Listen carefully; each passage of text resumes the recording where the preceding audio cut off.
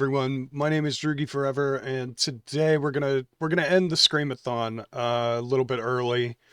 I obviously have not had a lot of videos over the last few days, and not a lot of Screamathon content. I've had some personal things happening, so we're going to end the Screamathon with not a video game, but something related to a video game. So I did get a chance to play through Alan Wake 2. I'm sorry you didn't get videos for it, because the game is so long, and I knew nobody was going to watch it on my channel because it's a new AAA game, and it's massive, and everybody was going to be playing it. So I did record it, but then I was like, I can't upload fucking 15 to 20 hours of this game. What can I do that's Alan Wake related that almost nobody knows about? And there is this blog that came out in 2012 called This House of Dreams, and no one knew it was Alan Wake related for a while. If you don't know the history of Alan Wake, in 2010, Alan Wake released as an Xbox 360 exclusive. In 2012, early 2012, around February, the game finally released on PC. Right around that release, literally like within a week of that release, this person named Samantha started this blog and started writing about this house that she had found and was fixing up. And along the way, she started to find things in the house that were weird. And it turns out that it's Alan Wake related. And this blog went on until after Alan Wake's American Nightmare released on PC in mid 2022. So this blog goes on until about July. And what it was Remedy at the time was prototyping Alan Wake 2. And then Microsoft didn't really want to do it, but they allowed them to do, a smaller Alan Wake story, which was American Nightmare.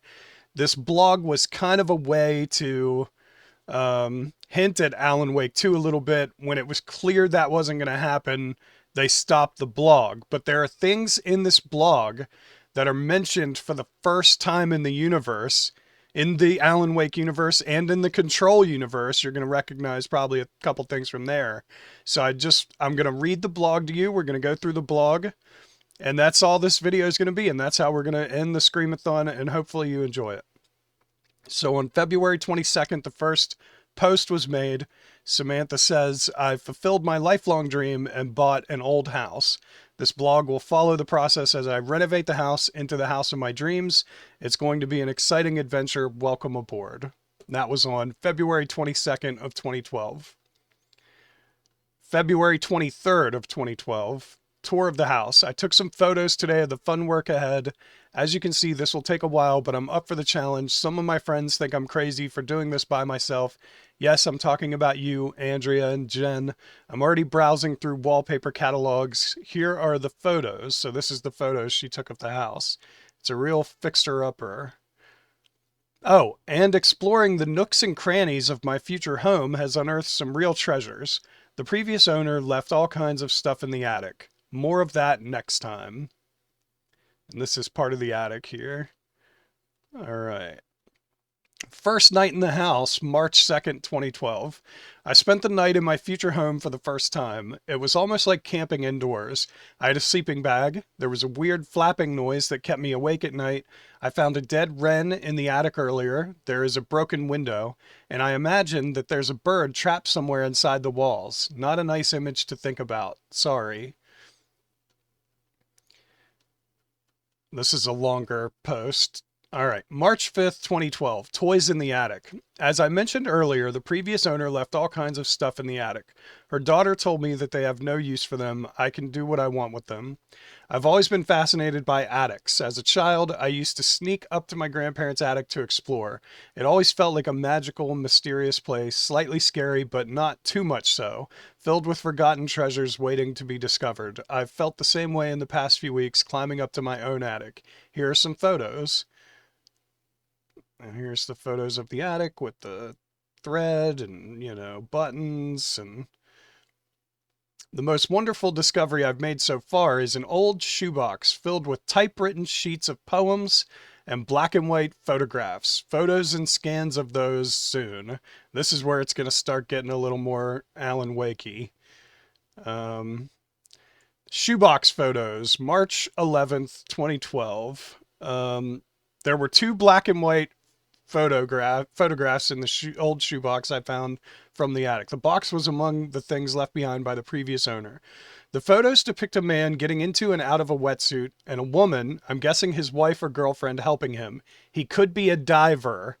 I'm not an expert, but I'd say that the photos are from the 60s or 70s. Here comes the weird part. Their faces are covered with black ink stains. It must have been done on purpose, as only the faces are covered. It's a delicious mystery. The whole shoebox is. I'm thrilled.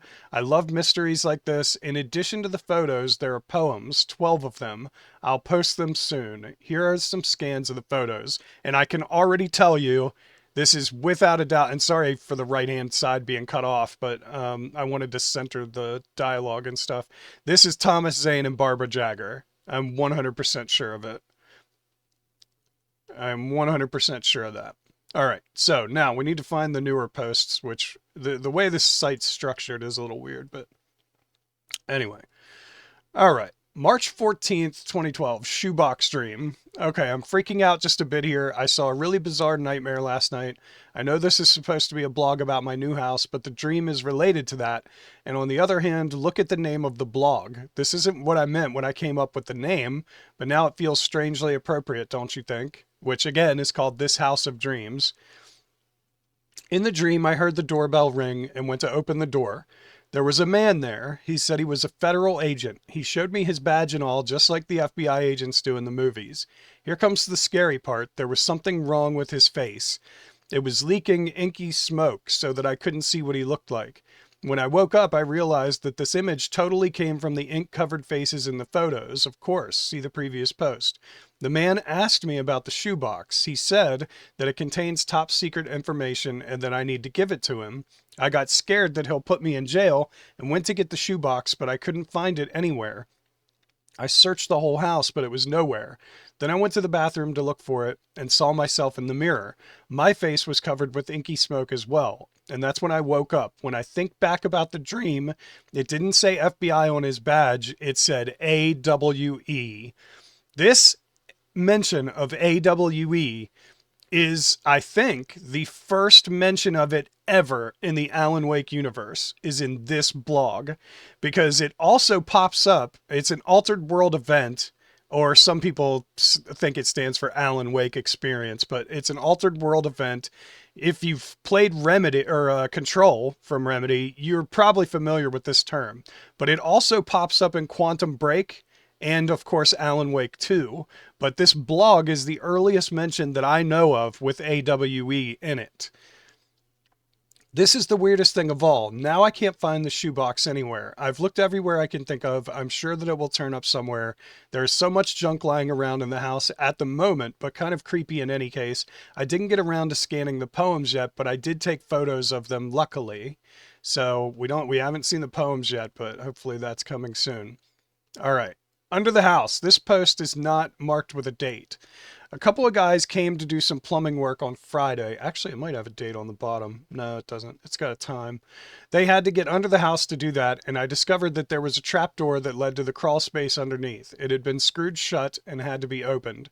After they were done, I decided to go down there to explore. Armed with a flashlight and my iPhone for shots, I squeezed myself through the trapdoor. It was cramped and claustrophobic. I'm amazed that the workmen were able to do any work there. I'm tiny compared to them. I was mentally prepared for rats and dead cats or even something worse, but there was nothing out of the ordinary down there. Nothing out of the ordinary in the town of Ordinary, pun intended. Here are the photos. So it'll happen again in a town of Ordinary is something we've heard multiple times in the Remedy universe. Okay, here are the photos. And that's what that's referencing. Nothing out of the ordinary in the town of Ordinary. All right, so now we've got quite a lot of content in this next post. March 25th, 2012, Shoebox Poems. I've been really busy and stressed at work lately, but in spite of that, the shoebox and its contents are never far from my thoughts. You might say I'm getting a bit obsessed about them. I've been trying to find out who the poet is, or the couple in the photos, but no luck. I asked the daughter of the previous owner about it. Her mother is in a nursing home and suffers from advanced Alzheimer's disease, so she wouldn't be able to help me. She was certain that no one in her family was a poet, and she doubted that the people in the photos were anyone from her family. She told me that her mom liked to buy stuff from yard sales, and her guess was that the shoebox was something her mom had picked up from one of those. I've tried to find the shoebox after it went missing, but I can't find it. I'm so glad I took photos of the poems before I lost them. Here they are. Kept from sleep again last night by the sound of chimes, I sway so far below heaven, so high above hell. Frost creeps up the trunk of my spine. All is blackness through these holes of my eyes, just the wind in my skull and the wings of her crows. They perch on the gallows. They have pecked me clean and made a chime from my bones. And it says something like Biz comment, a diver, not a hanged man. Think about it. In this temple of shadow and mist, there's a window in the floor and a door in the ceiling. There is no knowing. Am I standing still or running or kneeling?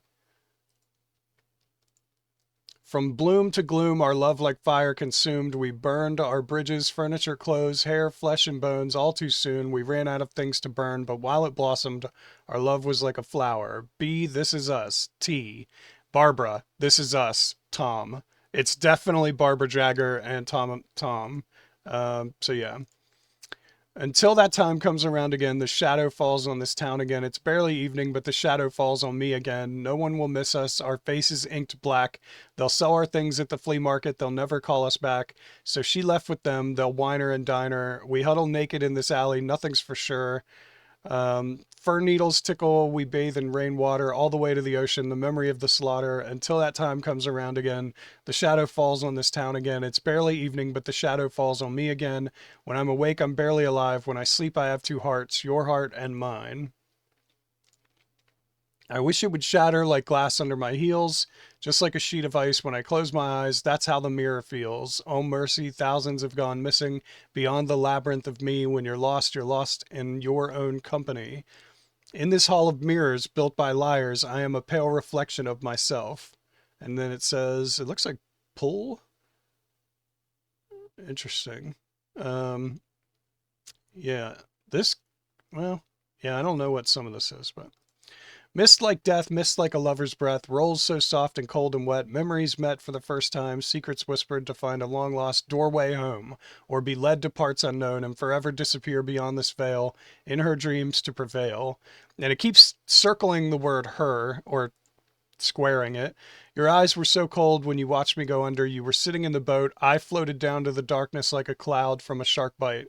I breathe out my life with you. The currents wash me away. I let the currents wash me away. My mother told me to no avail. If you play with shadows, you grow sickly and pale and forget all the wonders the sun can unveil. Beyond the shadow you settle for, there is a miracle illuminated. E's favorite line, a long talk with him about the meaning. No changes, but keep in mind for another time. Frightened of the shadows of the deep, he challenged me to a duel. I indulged him. Rewrite? That's the note. For he did not know that beyond the lake he called home lies a deeper, darker ocean green, where waves are both wilder and more serene. To its ports I have been, to its ports I have been. This is word for word from Alan Wake. This part of the poem is from Alan Wake, word for word. I go underground, follow me underground. Everyone else has gone there, down to the ground. I'll take you underground. They chased a mystery. They are a mystery to me, and you'll think that of me when I tell you my tale. What we bring with us, sorry secrets and awkward lies, wet matches, a yearning for overcast skies. Everything else down here has been stolen so many times. Everyone who walks down these steps dies. I go underground, follow me underground. Everyone else has gone there, down to the ground. I'll take you underground. All right. This one says the dark place. Some are born to endless night down here. That's from Alan Wake as well, and so is the dark place, obviously. Divorce me from all that's sane, screaming, mute darkness, descend on this frail frame. I drown in fathomless black space.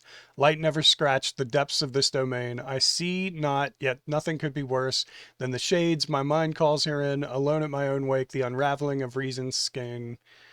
And then the last one, this one's crossed out, the top line. The top few lines. We pillage and whore, hauling our loot. We swagger down alleys. We don't say please. The town is burning. We set it in flame. We are the fire that's gone out in your eyes. We are the maggots gnawing your heels. We are the rain trickling down from the hole in your ceiling. We are the ants inside your walls and under the boards of your floor. We are eating your house. We are the sharp rocks under your knees in front of the altar where you are kneeling. We have no morals, no guilt, no qualms. We don't give a damn. The sewers are clogged, filled with waste. The water is rising. We'll make a ship out of your naive, broken dreams and lay siege to your sanctuaries.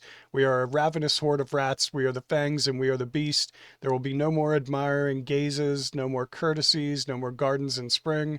We are the rising waste and you will be a drowned king. Long post on that one. Very long post. All right, let's see. As the photos are a bit blurry, I'll transcribe the poems. All right. The first stanza has been crossed out and the sheet has been torn up. Okay, so we know that. So we've read all this. Note, it says the dark place below the poem, and there's a line from William Blake's Auguries of Innocence. Some are born to endless night. I didn't know that was from that. So I'll read the notes, but we've already obviously read the poems. So if there's any important notes, I'll read them. I'm just going to scroll up.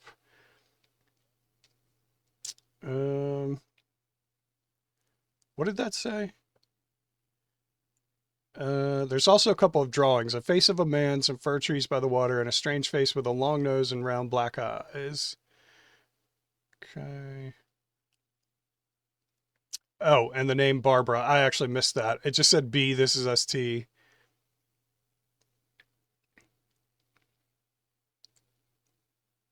Okay.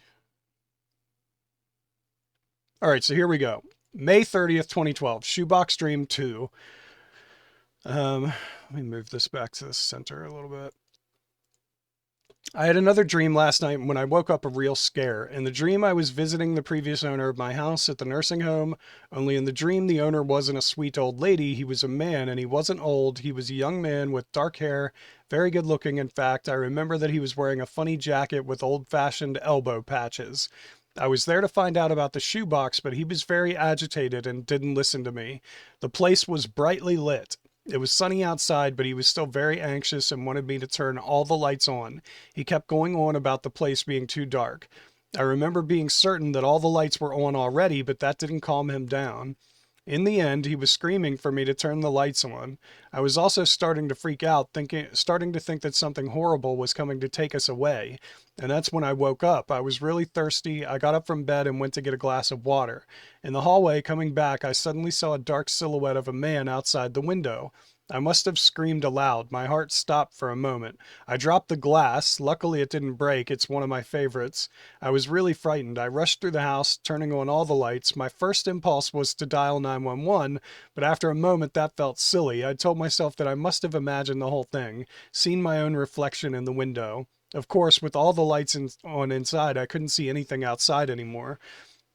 I ended up calling a friend of mine, Joss, who lives nearby, waking him up. He was kind enough to come over and check the place. Bless him. Joss is a real angel. There was no sign of anyone outside. Today I'm definitely going to buy some yard lights. I've been meaning to do that for some time already.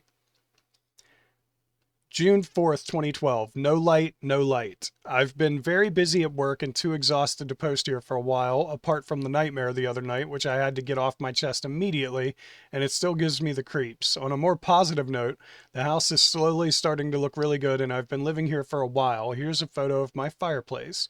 I got the yard lights, now I only need to get them installed. To be honest, I'm playing for time here writing this, not looking forward to going to bed. I was listening to the beautiful and brilliant Florence and the Machine earlier, and the song No Light, No Light made me think about the nightmare again. June 5th, 2012. Call 911. Men outside, shadows, dark coming, help more light. That's a very strange post. June 13th, 2012, haunted house. I'm back and I'm okay. Well, not okay, but alive. They kept me in the hospital overnight for observation, and then I spent a couple days at my parents' house. On the night of my previous post, sorry if it frightened anyone, I had trouble going to bed. I was on my laptop listening to music. The TV was on in the living room. I wasn't really watching it, but I was mildly amused by the fact that the episode in the crappy horror show that was on was about a girl who buys a haunted house and gets into trouble. It was a rerun of The Twilight Zone or something. It got ridiculous when the corny narrator started saying things like she thought she had bought an ordinary house in an ordinary town, but nothing could be more out of the ordinary than this house. I actually laughed out loud and walked to the living room to see. It was like someone was playing a practical joke on me, but then I immediately saw the men outside my window, dark, shadowy silhouettes, and the power went out and it was dark and I could hear a window breaking in another room. I ran back to the kitchen where my laptop was. I grabbed it, rushed into the closet, shutting the door behind me. I sat on the floor and dialed 911. I could hear sounds of them breaking in, and insane shouts and laughter. I've never been so scared in my life. I could hear them getting closer. I stopped talking to the phone so they wouldn't hear me. I wrote the blog post. I don't know what I was thinking. Then they were behind the door and I got up trying to keep it closed. It flew open violently and I fell and hit my head. The last thing I saw in the glow of the laptop was the shoebox. It was sitting on the shelf. There was no way I could not have seen it before if it had been there since it went missing. Then all went black. I woke up in the hospital with a mild concussion. The police said that there were no signs of disturbance or break-in other than what they themselves caused when they came in to check and found me. I don't know what to think. I've been very stressed at work, but I'm not going crazy and I didn't just imagine it all. It really happened. One thing is certain, this is my house and I won't be frightened away by ghosts or shadows. This is my house and I will fight for it if that's what it takes. So there, I just checked. The shoebox is there on the shelf in the closet. There is stuff inside that wasn't there before. House guests. This post has no date, but it's probably in June again. Soon after my last update, someone contacted me. They had found me through this blog. They said that they knew a lot about what's been going on, about the origin of the shoebox's contents, and that this kind of a thing had happened before elsewhere. They promised to tell me more on the condition that I'd stop updating the blog. They said that this whole thing should be kept secret and hinted that it could be dangerous, that there are people out there who think that the contents of the shoebox can be very valuable and would be willing to commit crimes to get a hold of them. In a way, it felt a lot like my nightmare about the agent who came asking about the shoebox. Of course, this was totally different in many ways, but still, it reminded me of that, like the dream had come true somehow. I promised to think about what they told me, and I have, and that's the reason why there have been no updates for a while. They were friendly enough, but the more I've thought about it, the more the whole thing felt like a threat. And that really pisses me off. It's a free country and I can write about anything I want in my own blog. And the shoebox and everything in it came with the house, and thus it's mine.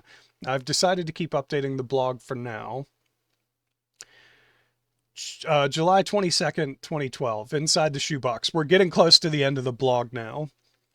When I found the shoebox again, there were more poems inside and a battered old device, a switch of some kind. I actually had to go and ask about it in the local hardware store to be sure what it was. It's an old light switch. When you flick it, there's a solid, satisfying click. When I flicked it the first time after finding it, all the lights in the house went out. I swear I'm not making this up. It turned out to be the whole neighborhood, actually. And the real reason for the power out turned out to be the thunderstorm rumbling above. But talk about a coincidence of a lifetime. I've flicked the switch many times after that, and nothing strange has happened. I can't explain where this new stuff came from. Someone broke into my house and put it there? That makes no sense. All right, big post. More shoebox poems. There were 6 new poems in the shoebox, as well as something else. Not a poem, a title page, I suppose. It seems to come from a different batch. All the pages seem old, as if they've gotten wet at some point. In any case, here are the photos. I came looking for my princess. Instead, I found a witch wearing her face. No one in the family had noticed the change. She said she becomes me. Through all the wicked things she did to me, her beauty kept me in a daze. I stared at her adoringly and forgot how she used to be. As she tortured me for days and days, she said she becomes me. Isn't it strange that with every wound she's caused, her beauty in the mirror fades? I hear she's already looking for another pretty girl to put on in the old one's place. She said she becomes me. We're both so thin, we wear our skeletons on the outside. She becomes me. B, offended. Thought this was about her. Of course it's not. But it probably is. Tightrope walking, would you choose a safety net that traps you and kills the thrill? Thin weave of wires slices your flesh. I must prefer the dark air in between. Soft shadows hug you gently all the way to the ground. Which are you drinking, the water or the where? John Fowles. More than anything, his dearest wish, he wanted to go from there, to leave, but he could not change his heritage. The blood in his veins was ink, and the crown was too tall to pass through the door. He was doomed to remain a king forevermore. Inside this shoebox we killed for, there is, we don't know what, neat stacks of $100 bills, jewels like stars, the dreams of those who've slept in this town, the dream of this town. When we open it, the dreamer will wake, and we, all part of his dream, will be gone. Our wishes come true, the power to punch a hole into the universe. Inside this shoebox we killed for, there is a coffee thermos, a flashlight, a box of ammo, and 2 pages of poems. That's all crossed out. Countless words is what they ended up going with. Inside this shoebox we killed for, there is no cat, poisoned or otherwise, dead or living, undead, uncat, baleful spirits, all the evils of the world, no hope, nothing, darkness. E can't see it. His view is too narrow, limited. It's not a lake, it's an ocean. If you've played Alan Wake, you're definitely familiar with that phrase. Darkness before, I can't really read that. The act of creation before the Big Bang, darkness upon the face of the deep, upon the face of the waters, before light, before the primeval atom, before the word, before the poem. I can be a creator, the creator. It has happened before, and it will happen again, many times. I was surprised to find that such revulsion could shine in someone's eyes. How I hate your kind, he said as we sat down to dine on him. A good friend passed away today quite unexpectedly. A bit of a bad luck there, but these things happen. It was nobody's fault, really. He was taken by a dark presence. We keep his things in a shoebox on our mantelpiece. E didn't find this funny. And here's the title page. Campbell's Monomyth, Departure, Initiation, Return. And the manuscript is titled Return by, and then the name is scratched out. So that's Alan Wake, and Mr. Scratch has scratched out his name. And if you play Alan Wake 2, you'll find out more about that. I want to say more, but I don't want to spoil it. Campbell's Monomyth is the journey of the hero, where they depart on some kind of mission that causes them to leave home. They get, initiation is where they're on the adventure, and then they return at the end. It's Joseph Campbell's Monomyth. You can look it up. It's the hero's journey. It's very, very popular. Star Wars, I think, follows that exact same thing. Most movies do. So anyway, I moved the background. How did I do that? There we go. All right, I want to recenter this. Okay, let's go up. She's going to transcribe the poems, so we've already read them, so we don't need to do that.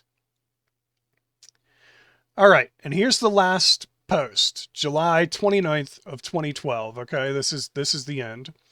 I had another strange dream, very different from the previous ones. This was not a nightmare, quite the contrary. The diver from the photos appeared to me, which it's probably Thomas Zane.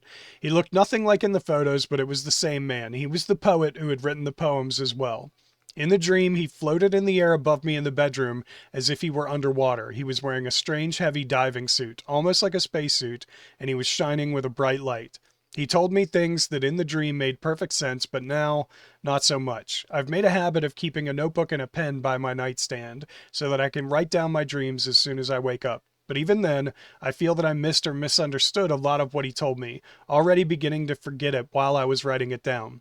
Also, when I read through my own notes now, some of them make no sense, but afterward and still now, I feel shaken by the powerful emotion I felt in the dream. I'll try to explain the dream as well as I can.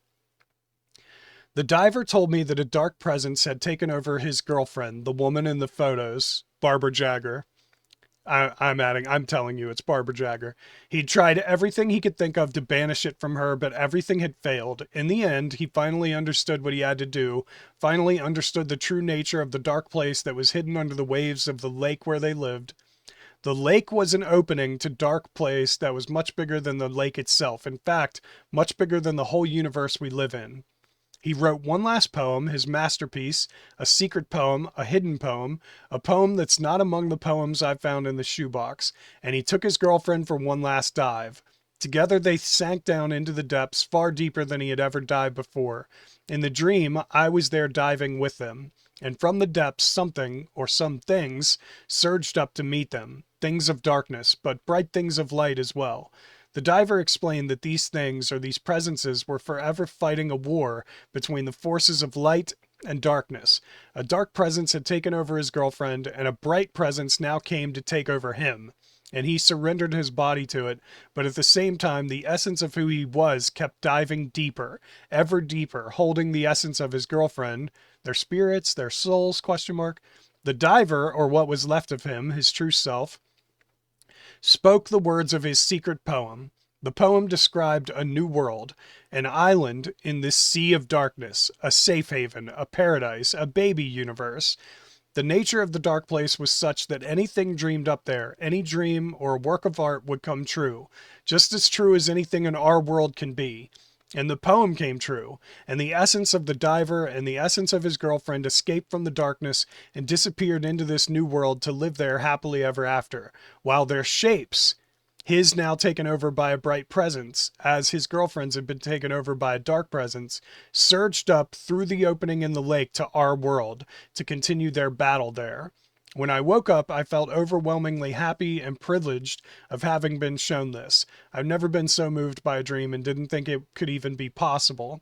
Even now, even though I've forgotten many details, the feeling remains, a feeling of hope. I know that something amazing is coming, that something wonderful is going to happen, and at the same time, I know that when it does, it will be something totally different from what I'm expecting, something I could never have imagined, and I know it might take a long time before it does happen.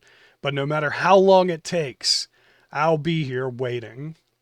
Well, it took 11 more years, Samantha, but we finally got there. And it's amazing. If you haven't played Alan Wake 2, I don't know what to say about it. It's one of the best games ever made. So if you don't like the original, the first game is number 7 on my favorite games of all time list. Number 7. It's very high. Very high. The new game is probably going to take top 3. Like, it might knock either Resident Evil Remake Remastered or The Last of Us out of my top 3. If it doesn't, it's probably at least going to be number 4, like minimum. So the new game is incredible. It's absolutely incredible. I mean, I don't know what else to say about it. It's hard to run it on shitty hardware, so people that don't update their hardware a lot, you're gonna have problems. It takes a lot to run this game, but on PC anyway. And but it's a beautiful game. It's amazing. It's unbelievable, and I can't believe that it took this long for it to finally happen. And it's hard to find obscure Alan Wake stuff. So I hope you guys enjoyed this. All you have to do if you want to read this for yourselves, but it's going to be everything I just read to you, is go to thishouseofdreams.blogspot.com and you'll be able to read through all of these posts. And if you try to follow the links and stuff, it's not going to take you anywhere. So don't even, you can try, but like if you go to, well, maybe the profile, I don't know. Oh, there you go. It's just this. There's nothing else. That's pretty much it. Yeah, I tried. There's links at the bottom of the page. I tried to follow them all. But yeah, there's nothing really else. That's it. Anyway, that's it. That's the hidden Alan Wake blog that almost no one knows about that actually ties into the universe really well. It's pretty good, and I think definitely hinted at the sequel that we got in Alan Wake 2, the forces of light and darkness, and I don't know. It just seems like Remedy have been wanting to do this for so long. I'm so happy they finally got to make it. Yeah, that's it. I hope you enjoyed the Screamathon. Definitely go play Alan Wake 2. I'm sorry there weren't as many videos this year. Yeah, I hope you enjoyed it. If you did, tell that like button you want to smash. Don't forget to subscribe. You stay you. I'll stay me. Drugi forever. Thank you, everybody, so much for watching. I really appreciate it. I'll see you in the next video. Later.